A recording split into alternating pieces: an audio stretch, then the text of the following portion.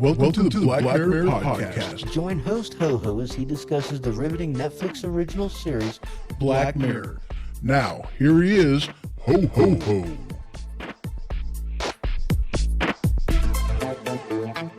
Broadcasting from the Cottage Studio. Welcome to Black Mirror Podcast, and as always, I'm your host, Ho-Ho. So how y'all's doing? I hope you're doing good. I really do. So have y'all's ever had one of them moments where, man, I'm an idiot? Have you ever had them moments? Because I certainly did, because I know whenever I originally did the episode for USS Callister, I thought that the actor that played the main guy, Robert Daly, or Daly, however they pronounce it. We'll call him Robert. I thought it was Matt Damon. I really did.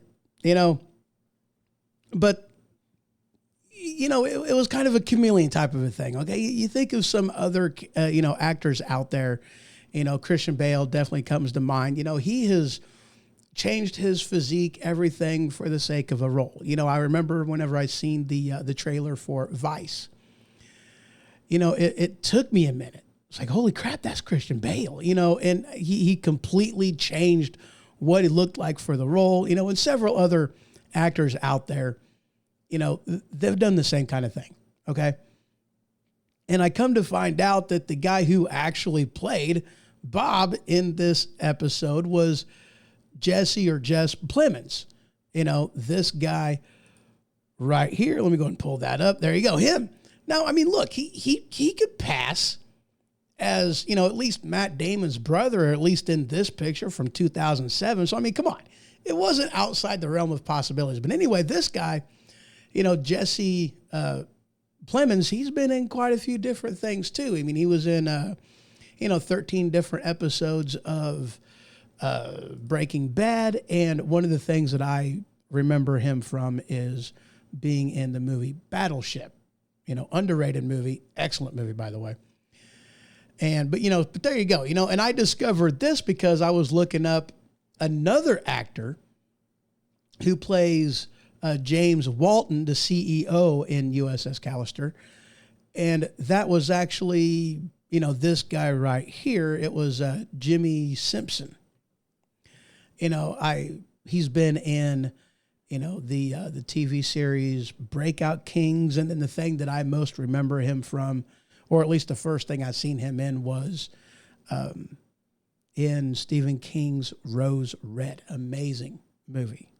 Great horror movie. Of course, it's Stephen King.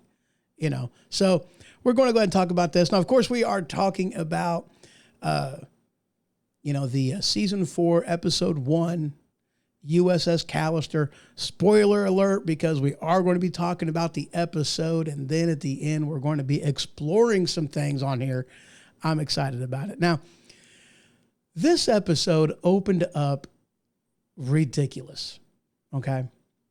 Now, whenever season 4 first came out, the first thing that I seen was, the trailer of this episode, USS Callister, of the first trailer for the season, and I'm like, dude, this reminds me of, Star Trek. Not growing up, I mean, I was Trekkie, man. I was into, Star Trek, The Next Generation, Captain Jean-Luc Picard, First Officer, whoever that guy was. Who did play, I don't remember the character. But anyway, that's what it reminded me of.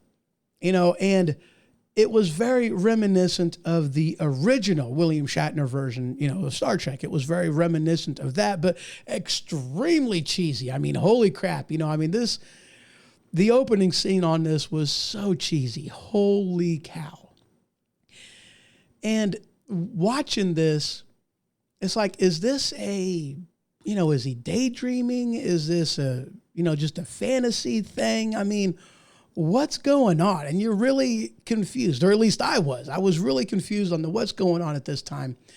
And it cuts from, the opening scene, and you got him coming off the elevator in real life. And you're like, okay, here we go. Now we're actually getting into the show, right? Now we're getting into it. And he is, Robert is a, just really passive guy. People just walking all over him, just treating him bad, the whole 9 yards. And you feel bad for the guy, and you're really kind of starting to despise and hate, the other people that are in the office. Okay. And Robert is, he's the CTO, the chief technical officer, I believe that's what his title is, of this company, USS Callister Incorporated. He's the, he's the brains behind the entire operation, overlooked, mistreated, the whole 9 yards, and the CEO, James Walton,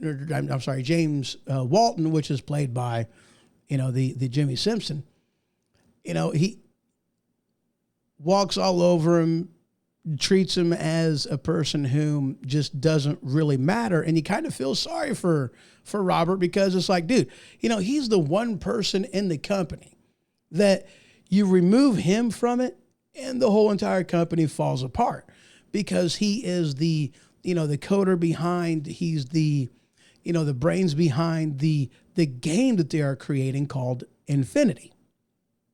Okay. And it's like, wow, without him, without Robert, none of this is possible at all. So you really kind of feel sorry for him. And then, he gets home, smart home, by the way. And of course it is. Of course it's a smart home. We're talking about a futuristic type of, technology, just world that they're in. So obviously it's a smart home. And then he gets on his computer and he opens up this game, and you see that it is a modded version of the Infinity game that they are creating. And that's when you really start to see just how sick Robert is. Because in life, he's passive. In life, he gets walked all over, but in the game on his computer, in this modded version of Infinity that they're in, he is mean.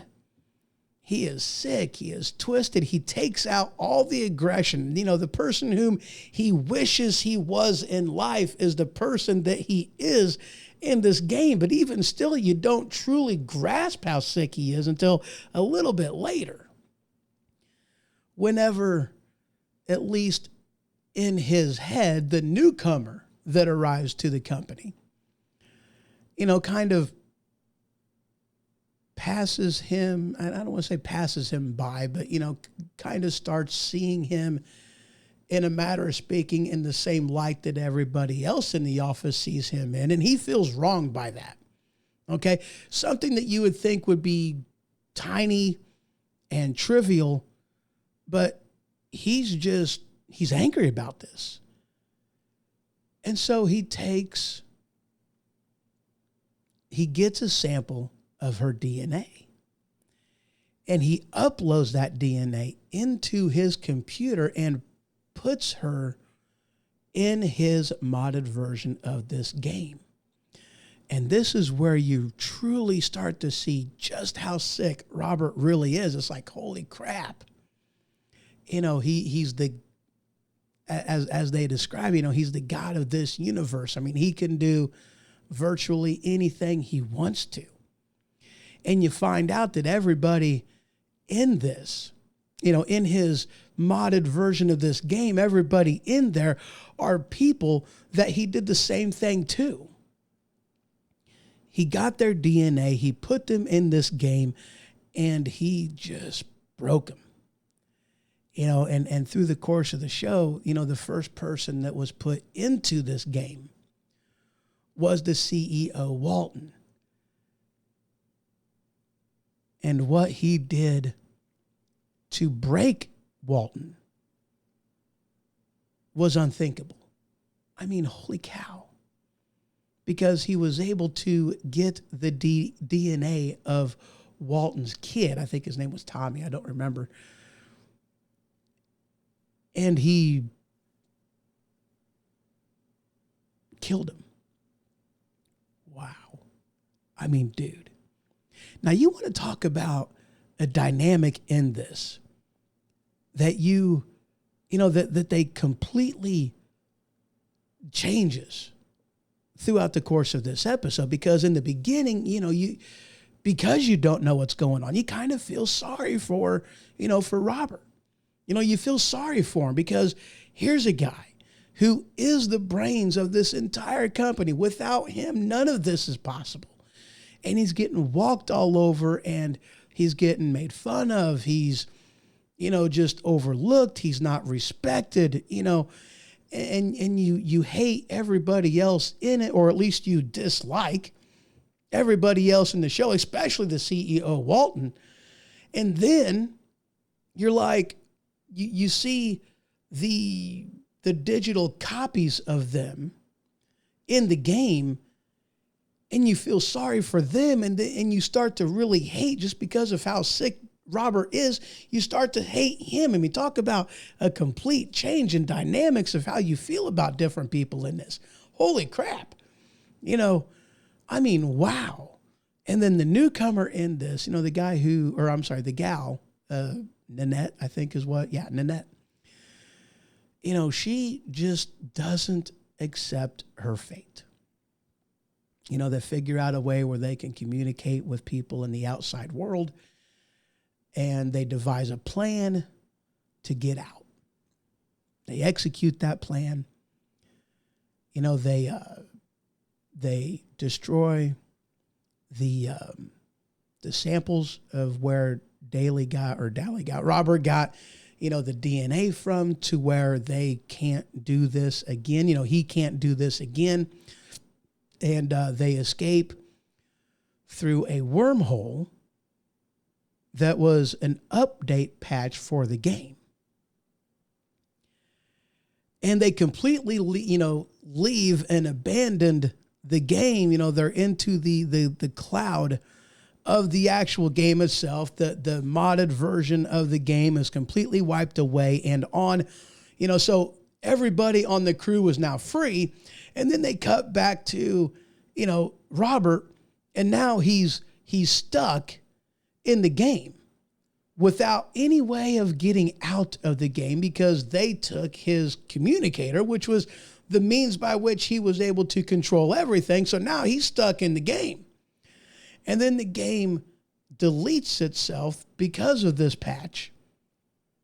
And with this being a modded version of the game, it deletes the entire thing. And you get the sense that, Robert is now stuck in limbo, stuck in this game indefinitely.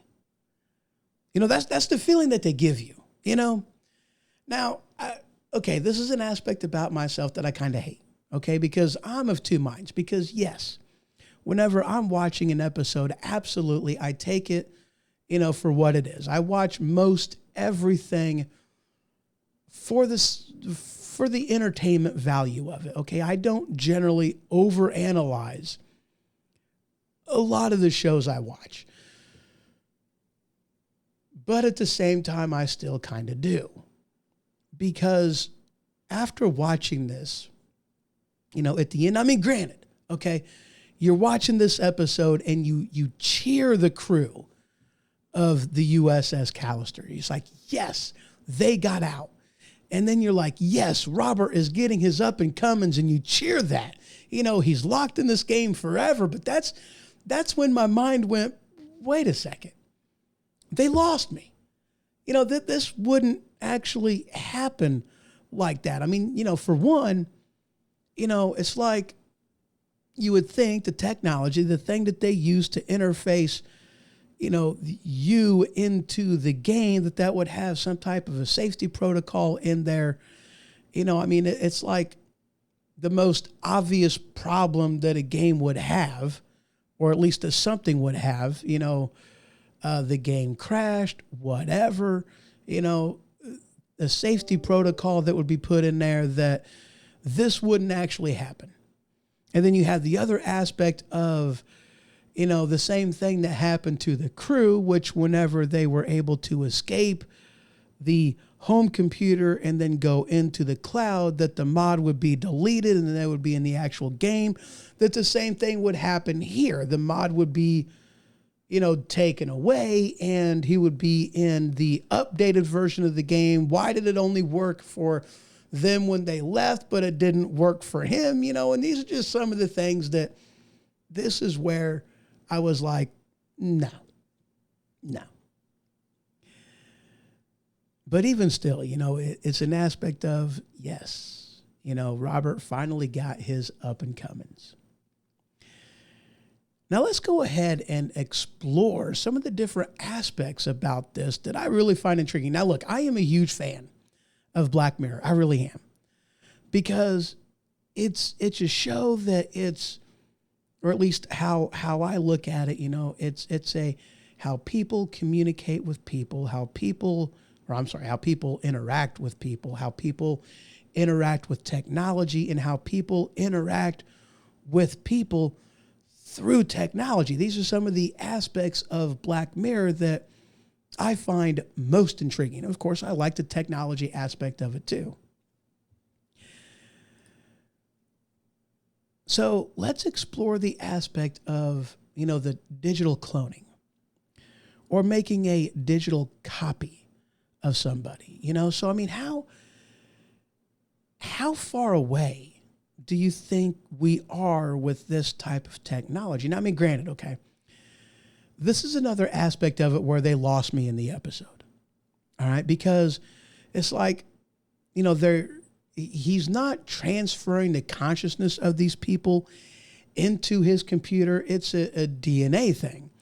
The DNA isn't going to have all the memories that the actual person has. It would be like a newborn person, memory and everything would be basically completely wiped because that wouldn't actually technically be the same person, just maybe look like it based off of whatever.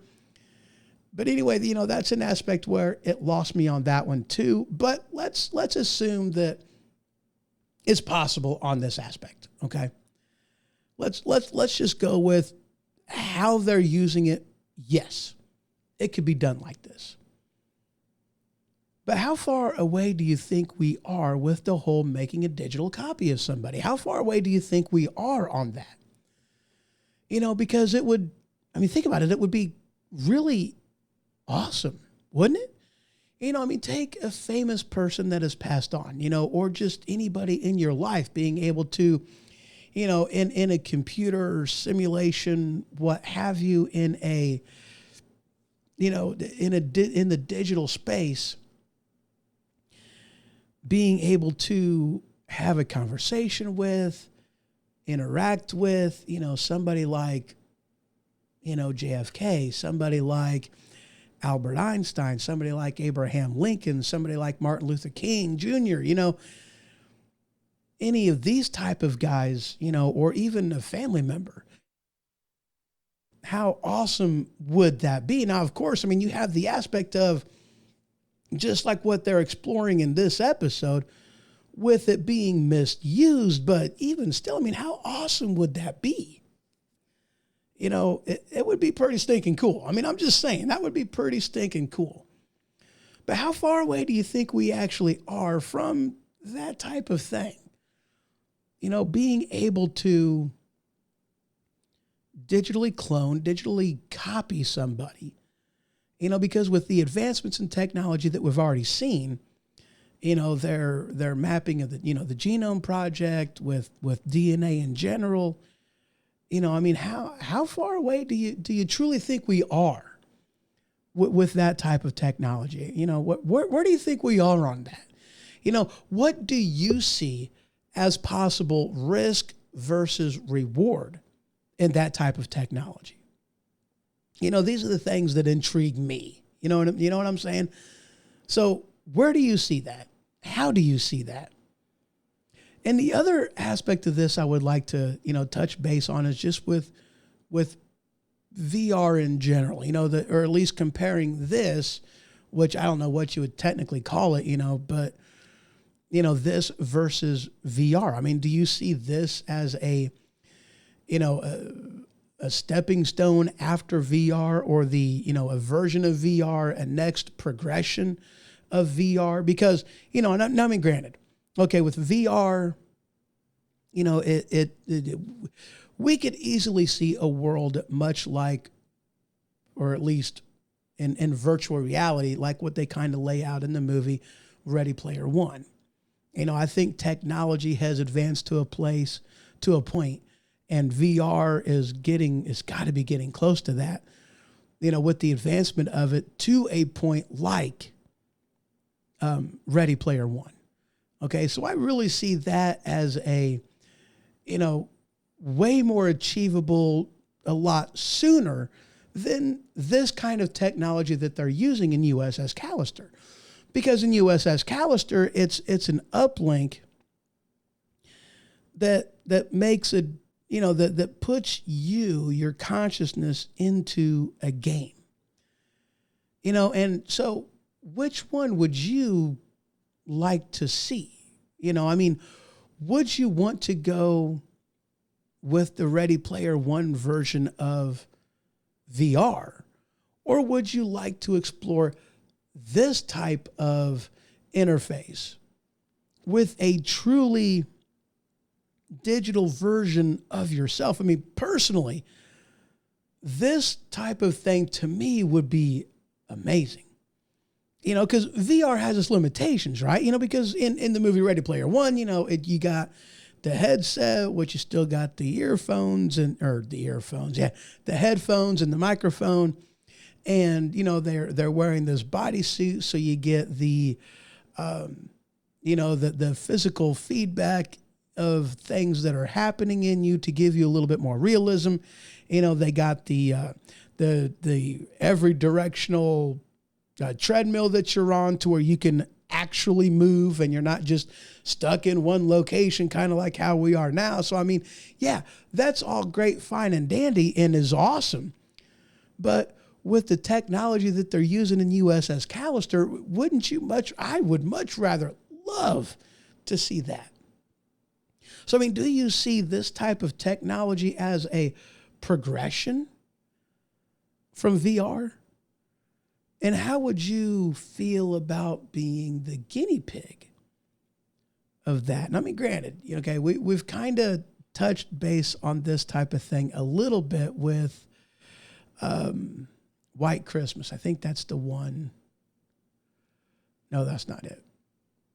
No, not White Christmas. Well, what was that? Wasn't that one. Wasn't that one. I think it was Playtest. Was the episode. Yeah, Playtest. Yeah. Season 3, episode 2, Playtest. Awesome type of thing. And I know we talked about that a little bit in that, but even still, how would you, I personally would love to see this type of technology as a progression to VR. I mean, granted, VR would be awesome, virtual reality, augmented reality, but this type of thing, much better in gameplay, much better in other aspects, I think would be pretty stinking awesome. So what's your opinion on that? What's your thoughts, your reward, what could be bad as far as doing digital cloning or digital copying of people? And what are your thoughts on this type of progression with VR? What are your thoughts on that? Would you like to see that? Would you like to experience that? What is your downfalls that you think that type of technology would have? The pros, the cons, the whole 9 yards. Let me know what you think on that. Let me know down in the comments below.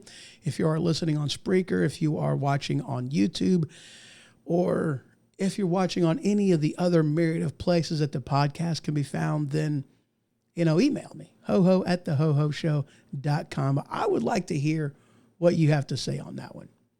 All right, so that is all I got for you for today. So, as a quick update on Black Mirror, yes, Season 6 has been released, all 5 episodes. I am totally excited about that. Now, I'm not going to jump into that right away. Okay, I'm going to continue with with revisiting my favorite episodes of each season, and talking of which, the next episode that I cover, I'm kind of tossing around whether I'm going to be doing episode 3, Crocodile, or if I'm going to just jump right ahead to episode 4, Hang the DJ. Because Hang the DJ was awesome. I'm definitely going to be revisiting that episode. Loved it. But I'm still tossing around whether I'm doing Crocodile or not. You know, I don't know.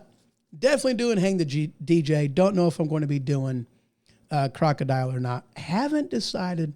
I don't know. I have no idea. But after we revisit the rest of episode 4 and then revisit episode 5 and Bandersnatch, of course, we'll be getting into season 6. I'm excited to see what they do with it because, as I've talked about previously, you know, they upped their game on production value, on, you know, with their budget, the whole 9 yards. From everything that I have heard about season 6, they really upped their game. So I'm excited to get into it, and we will all in due time. So that's all I got for y'all for today. Have yourself a wonderful day. Till next time.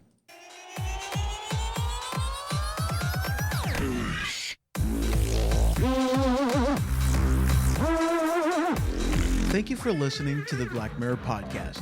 If you would like to join the conversation, you can comment on this episode at Spreaker.com or go to thehohoshow.com/forum in the discussion board for this season.